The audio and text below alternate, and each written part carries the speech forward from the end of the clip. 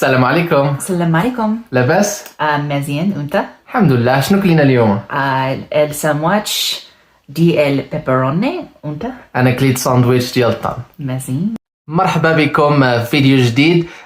كما كتعرفوا انا من المغرب والمدام من امريكا. كنحاول نعلم هاد الدارجه ولكن راه ماشي سهله. انا كنلوب دريجة. انا شنو؟ انا كنلوب دريجة.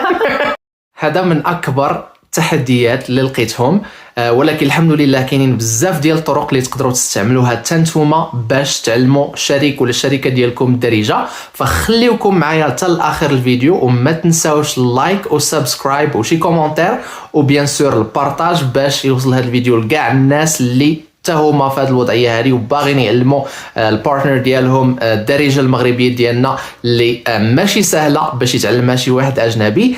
فبقاو معايا غادي ندوزو باش نهضروا على كاع الطرق ان شاء الله.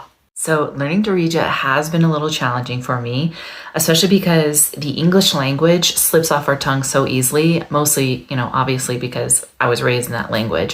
But learning Darija has been a little challenging because sometimes you're mixing letters that are just not letters that I'm used to mixing, such as putting M and N right next to each other.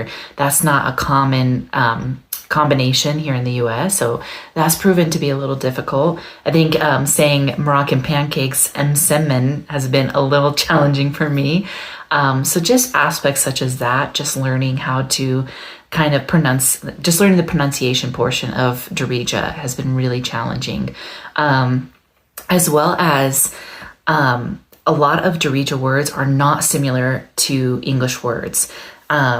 I live in New Mexico. We live in New Mexico. So we learn and we hear a lot of the Spanish language, and learning that has been easier because some of the words kind of sound a little similar to the English words, and or they just kind of come out of your mouth a little bit easier, such as English words. So that's a little less challenging. But however, for Darija, it seems to be more complicated. And it's harder to obtain that information versus learning another language. So it's been a little challenging, but it's honestly been really great experience. اول حاجه كنخليو الدارجه جزء من حياتنا اليوميه، يعني ماشي بالضروره غير القرايه ونتعلموا القواعد ديال الدارجه ولا اللغه العربيه، ولكن خصها تسمع الدارجه وتهضر الدارجه كل نهار. غتسولوني كيفاش؟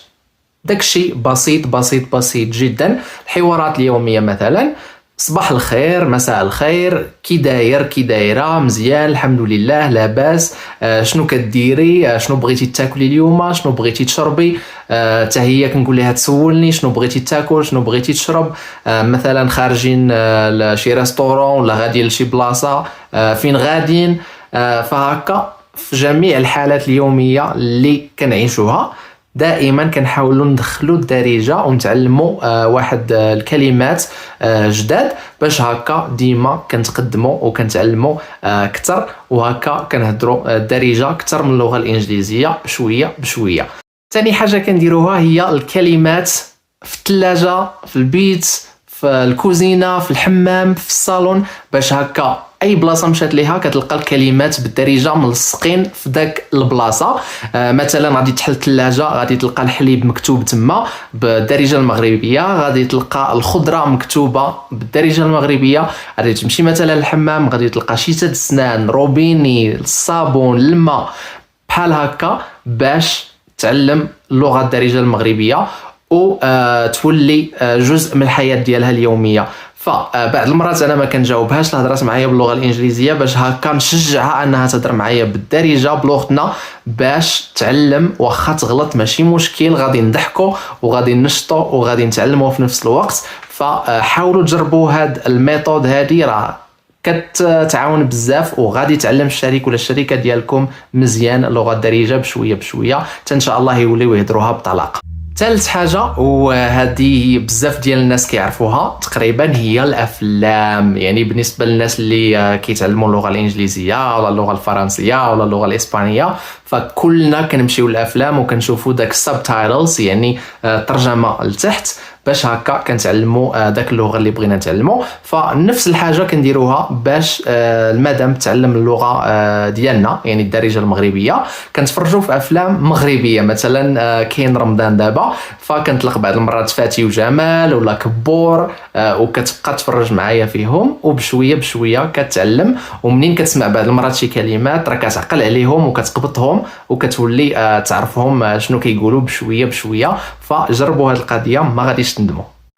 تكشي بالله تيولي ولا تكشي بالله. تيولي ولا ما تنساوش حتى الاغاني راه كيعاونوا بزاف باش تعلموا الدارجه المغربيه. تيكشبيله تيولي ولا كما كتعرفوا راه ماشي كلمه سهله ولكن راه تعلماتها بسهوله مع الريبيتيسيون يعني بقى تعاود تعاود تعاود حتى تدخل للراس. فشكرا بزاف على المشاهده. لا عندكم شي اقتراحات نتوما خليوهم لينا في لي كومونتير باش حتى حنايا نستافدوا معكم. واللي بغاني ندير شي فيديو خاص على شي موضوع فخليوه لي في لي كومونتير. نشوفكم في الفيديو الجاي ان شاء الله. شكرا بزاف على مشاهدة. برافو عليك.